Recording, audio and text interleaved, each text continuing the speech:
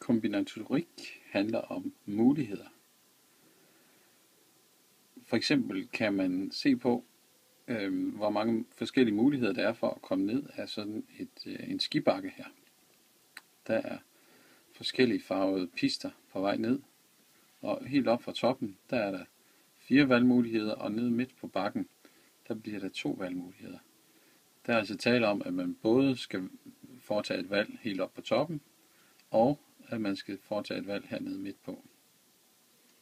Man kan tage den røde og den røde, eller man kan tage den røde og den blå, eller man kan tage den sorte og den røde, eller den sorte og den blå, eller den grønne og den røde, eller den grønne og den blå, eller man kan starte med at vælge den blå, og så den røde, eller den blå og den blå.